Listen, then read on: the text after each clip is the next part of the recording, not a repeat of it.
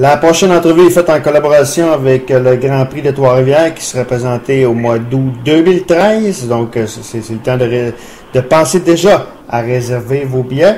Il y a des nouvelles importantes qui se sont passées en course automobile au cours des dernières heures. D'abord, on vient d'apprendre que la course de NASCAR Nationwide ne sera pas de retour pour une 6e édition en 2013. Michael Schumacher a remporté, ou plutôt a décidé de prendre sa retraite.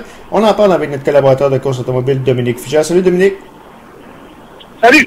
Dominique, très décevant comme nouvelle cet après-midi, on a appris ça.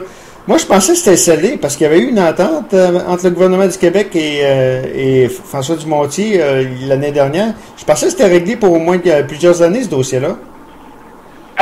Il y avait une entente, mais l'entente est toujours conditionnelle à ce que le promoteur organise la course.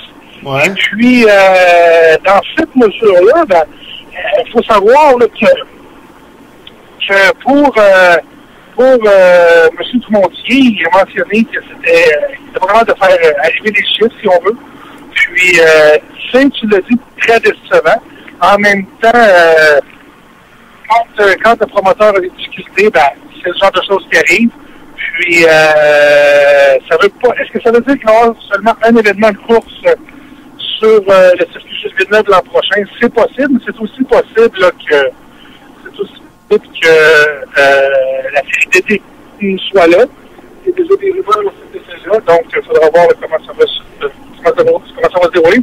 Nous autres, au Grand Prix de Trois-Rivières, évidemment, en tant que fans de course, ça nous désole parce que ça a été, lors des 6 premières éditions, toujours un spectacle relevé, un endroit où les Québécois étaient capables de se faire valoir. Ça a toujours été des courses excitantes sur le bout de notre siège. C'est pas un hasard là, si c'était les meilleurs codes d'écoute de la série NASCAR Nationwide des États-Unis. À ESPN, ceci étant dit, ça veut dire que le Grand Prix de Trois-Rivières devient la plus importante destination de stock car, la plus importante destination NASCAR au Québec.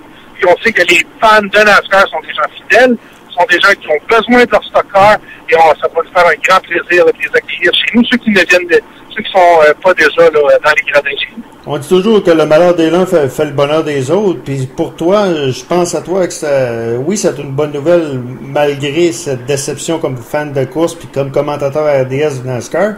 Sauf que la semaine dernière, vous aviez eu une nouvelle en Mauricie pour Gentilly 2. Ça devait pas être bon pour l'économie de la Mauricie, des commanditaires et ainsi de suite. Donc cette nouvelle-là vient mettre un baume un petit peu sur ce qui s'est passé la semaine passée avec Gentilly 2. Là. De là à dire que c'est un bon pour Gentilly 2, là, c'est... Non, mais je veux dire pour... Nous autres, ce qu'on fait, c'est que, bien évidemment, là, on garde les yeux sur la balle et on organise notre propre événement. Mais ce qu'on réalise, c'est que pour les maniaques de NASCAR, on devient la destination Québec. Puis, évidemment, il y a Icar, il y aura peut-être Autodrome, peut-être de Stage. On présenterait les courses de série NASCAR Canadian Tire. Mais on pense encore là, être l'endroit de prédilection pour le circuit NASCAR Canadian Tire. Qu'est-ce qui a fait en sorte que ça n'a pas fonctionné à Montréal? Est-ce que c'est le fait que le Nationwide, est-ce que le fait que, les gens n'ont pas la culture du NASCAR, sauf que il y avait beaucoup de gens de l'État de New York qui allaient voir la course Nationwide. Qu'est-ce qui a fait en sorte que, on se remonte 6 ans après, puis il n'y aura plus de course NASCAR Nationwide à Montréal? C'est une somme de facteurs. L'achalandage a baissé un peu, oui.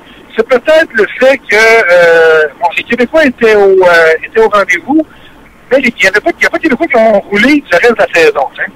Et ça, bien évidemment, on a besoin d'avoir un suivi des gars de chez nous pour s'assurer que les gens ont un héros à suivre, si on veut. Ça, je suis certain que ça joue beaucoup sur l'achalandage. Si un Andrew Vanger avait fait quelques épreuves en série NASCAR Nationwide avant le Grand Prix de Trois-Rivières, quelques épreuves où il y avait plus de temps pour la victoire, et ainsi de suite, ça aurait sans doute donné un bon coup de pouce à la course de série NASCAR Nationwide à Montréal. Mais malheureusement, on est dans les hypothèses. Puis aussi, il faut savoir que François Dumontier a une raison là, pourquoi il est parti de l'Edmonton. Il a perdu de l'argent avec ça. Puis l'achalandage est en baisse à Montréal. Je ne sais pas s'il a fait des profits ou non. Probablement qu'avec les octrois là, du gouvernement, il en a fait, mais il reste qu'on se doit de regarder les chiffres. Et puis, c'est sûr que l'échec à Edmonton a fait mal au NASCAR. C'est quand tu es obligé de prendre de l'argent à Montréal pour l'envoyer à Edmonton, ça fait qu'il reste moins d'argent pour régler des problèmes à Montréal. Puis, je pense que M. Montier a fait un très bon travail comme promoteur, mais c'est un ensemble de facteurs. Okay. Puis on voulait la Coupe Sprint, mais la Coupe Sprint, il faut savoir que c'est irréaliste à Montréal. Il faut pas rêver en couleur. On voulait des garanties d'avoir une course de Coupe Sprint. Pour avoir sa date à Coupe Sprint, c'est Kentucky Speedway, qui est en banlieue de Cincinnati, en Ohio. Oui, c'est au Kentucky, mais c'est juste à côté de Cincinnati. Le circuit a été vendu à Bruton Smith, le deuxième plus important promoteur de course NASCAR après ISC, qui appartient à la famille France, la famille qui est propriétaire de NASCAR. Et même à ça, le Kentucky Speedway est obligé d'entreprendre des poursuites contre NASCAR pour être capable d'avoir sa date.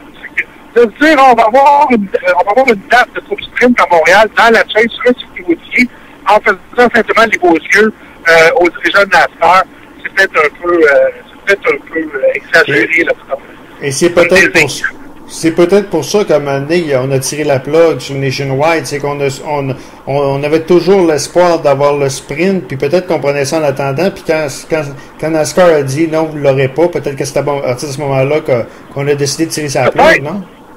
Peut-être, mais regarde, nous autres, au Grand Prix de Trois-Rivières, on avait l'Indy Lights, on n'avait pas l'IndyCar, ça fonctionne très bien. On a la série NASCAR Canadian Tire, on n'a ni la Nationwide, ni la Coupe Sprint, puis on est capable de mettre un excellent spectacle sur la piste. On donne quelque chose on donne un spectacle qui fait plaisir aux amateurs de course, qui leur en donne pour leur argent et même davantage. Donc, il ne faut pas non plus là, dénigrer tout ce qui n'est pas le plus important échelon du sport. Et puis, j'ai l'impression qu'on aurait pu là, faire des aménagements pour la série nationale nationale, mais bon, c'est pas, je ne vois pas les chiffres. C'est pas non plus moi qui prend les risques pour cet événement-là. Donc, avec toute son expérience, j'ai confiance que François Dumontier là, prend la décision qui, malheureusement, s'impose, mais qui est la meilleure pour son entreprise. Tu l'as effleuré le sujet. Bon, on parle déjà de DTM où c'est le circuit que Bruno Spengler court. Les courses se font en Allemagne plus particulièrement et aussi en Angleterre. Est-ce que c'est réaliste de penser que le DTM, et après ça je vais te parler de la carte, on parle de plus en plus de l'Indy à Québec. Est-ce que c'est réaliste de penser que DTM transférait ou encore transférerait de l'Atlantique pour venir à Montréal pour une course? Ah, ça c'est possible. Il faut savoir qu'en DTM, il y a 3 manufacturiers engagés, c'est BMW, Audi et Mercedes. Puis pour ces 3 manufacturiers-là, leur marché le plus important, c'est l'Amérique du Nord, c'est les États-Unis. Donc, on veut une épreuve ici. Montréal est bien traité à l'œil des Américains, si on veut. Donc, mais pour en avoir jasé avec Bruno Spengler, justement, le meilleur endroit pour avoir une course de série DTM au Canada, ce serait sans aucun doute le Grand Prix de Trois-Rivières. Je ne dis pas ça juste parce que je prêche pour ma paroisse, mais les meilleures courses en DTM ne sont pas sur des circuits de Formule 1 comme le Nürburgring ou comme Hockenheim. Ils sont sur des petits tracés serrés, des tracés urbains aussi comme au Nürburgring à Nuremberg, ou encore sur des pistes là, très nerveuses comme à Brands Hatch en Angleterre. Ça, ce sont des circuits qui s'apparentent davantage au circuit de Trois-Rivières plutôt qu'au circuit des Neiges. Mais évidemment, à Montréal, ben, on a toujours le prestige d'être un circuit de Formule 1, puis on a aussi le bassin de population qui vient avec. Oui, effectivement. L'Indy à Québec, c'est pas la première fois qu'on en entend parler. C'est un projet que ça caressait. Est-ce que tu penses que c'est possible? Parce que là, on s'en va à Toronto à deux reprises en 2013. Penses-tu que c'est possible qu'en 2014 à Québec? Peut-être en 2014 à Québec. Ça fait très longtemps qu'on parle de ce projet-là. C'est pas un projet qui enflamme la passion du maire Labombe en passant. Moi, il m'a déjà dit, tant que Trois-Rivières va avoir son bon Grand Prix, on ne va pas essayer de faire tout comme tout le monde. Trois-Rivières a un Grand Prix, ça va bien. On n'a pas de raison d'amener ça à Québec. Peut-être éventuellement, mais c'est quelque chose qu'on parle déjà depuis une dizaine d'années. Puis je me demande si c'est pas davantage dans le domaine des chimères, là, plutôt que dans le domaine du concret.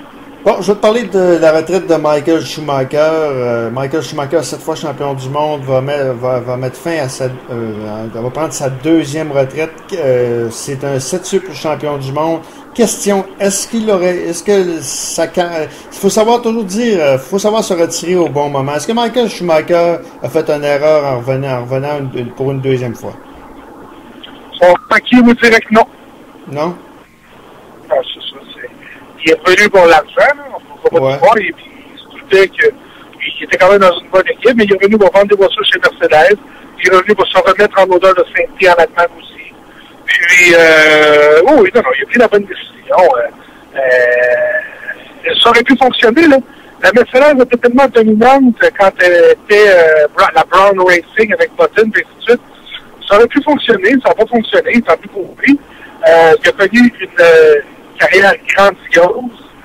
C'est un des meilleurs pilotes de l'histoire. Est-ce que c'est un grand homme? Le jury n'a toujours pas remis son verdict dans ce colonne-là. C'est pas quelqu'un avec qui les contacts ont été, je dirais, ont même pas été cordiaux, mais les quelques contacts qu'on a eus. Mais on peut pas lui enlever que c'est un compétiteur féroce, même parfois un peu trop féroce, puis c'est revenu leur mordre à quelques reprises avec des pénalités, avec des erreurs coûteuses. Mais c'est certain que c'est un forçat, c'est un gars qui a travaillé pendant toute sa carrière, et un désir de vaincre, là. Un désir de vaincre, je dirais, à peu près très, très dur à dépasser. Est-ce que tu le classes dans la même ligue que Ayrton Senna, les Fangio et ainsi de suite? Ah, ben oui. Oui? OK. Oh, ben oui. OK. 7 fois champion du monde. Oh, ben, effectivement, puisque c'est le Grand Prix en fin de semaine du Japon, c'est un circuit rapide. Fernando Alonso et Ferrari, comment tu vois le Grand Prix du Japon en fin de semaine? Écoute, ça va être, comme tu l'as dit, c'est un circuit de moteur, c'est un circuit rapide, c'est un circuit couronne. Moi, j'ai l'impression qu'Alonso va bien tirer son épingle du jeu, comme il l'a fait toujours. C'est un gars qui n'a pas froid aux yeux, puis il va le prouver de fois de plus. OK. Ben, Dominique, un gros merci, puis on va se reparler très très bientôt dès que l'actualité de la course automobile va l'exiger. Avec grand plaisir. Salut! Voilà, donc cette entrevue est faite en collaboration avec le Grand Prix de Trois-Rivières. Je vous invite à penser déjà à réserver vos billets pour l'année 2013 qui aura lieu au mois d'août 2013, le Grand Prix de Trois-Rivières.